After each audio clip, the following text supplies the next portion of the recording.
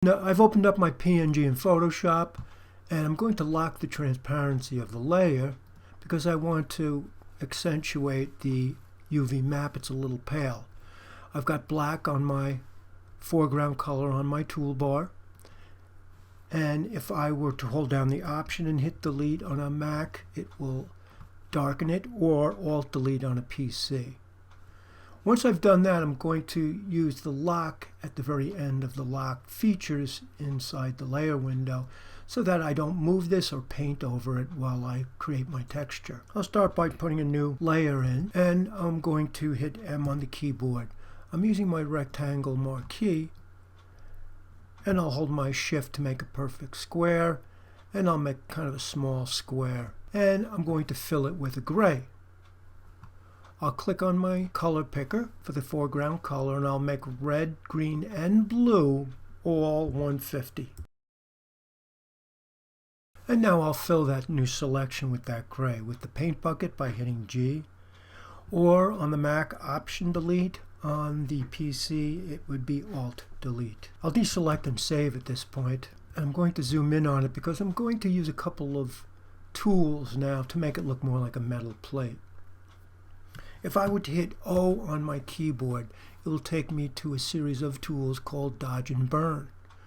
The first Dodge tool will give me light values on this gray, and then the little hand will give me dark values. So I'll start with the darker value. I'll click on the hand, and the exposure by default is 50, and it has mid-tone, so we don't have to touch anything with that. But I do want a soft edge brush. I'll set the hardness to 25,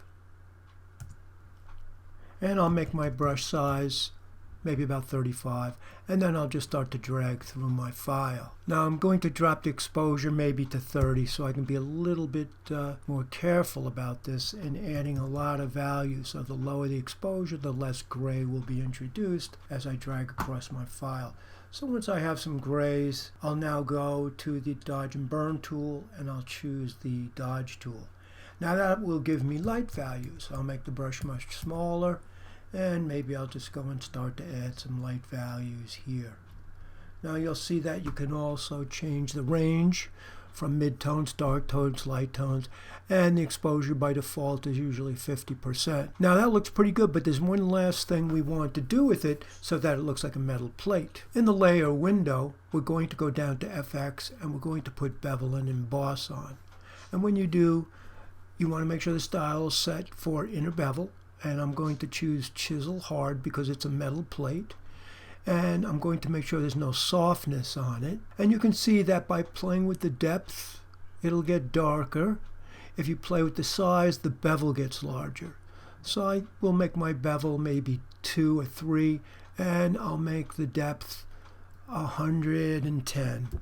This is all very subjective. Now with regards to the values, I want the dark edges to be on the bottom.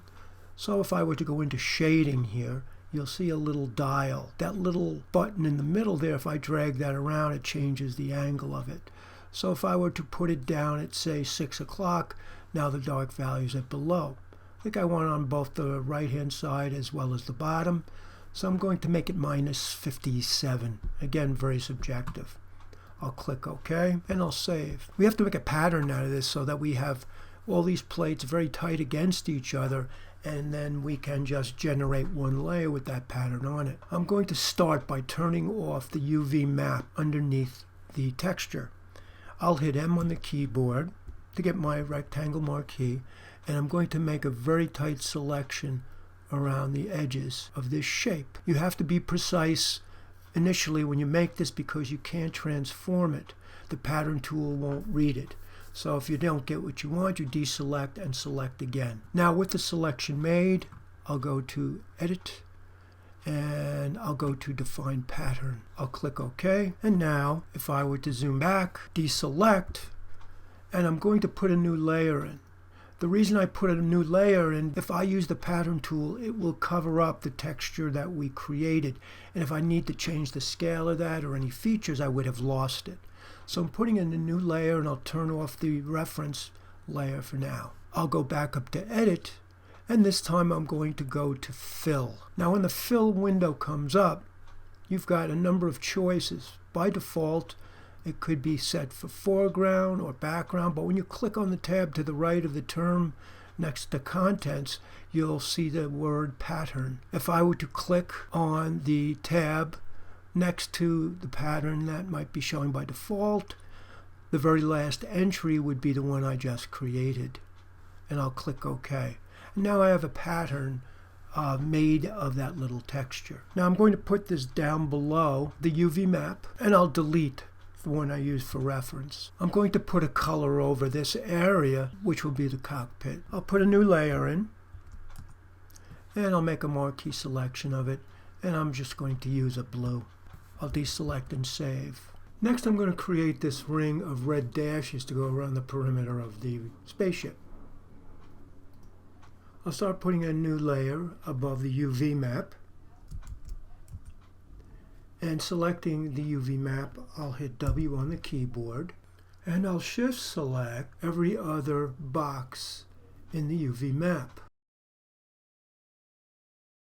And then I'll select the empty layer, I'll choose a red, and I'll hit Option Delete to fill it. I'll turn off my UV map, deselect, and save. And now I'm ready to go in and apply it to my model in Maya. In Maya, I'll right-click and choose Material Attributes. I'll break the connection with the checkerboard by right-clicking on the word Color, and I'll go back out, clicking on File, and I'll introduce my texture. And we have something like this. Now we wanted this to rotate for the duration of the animation.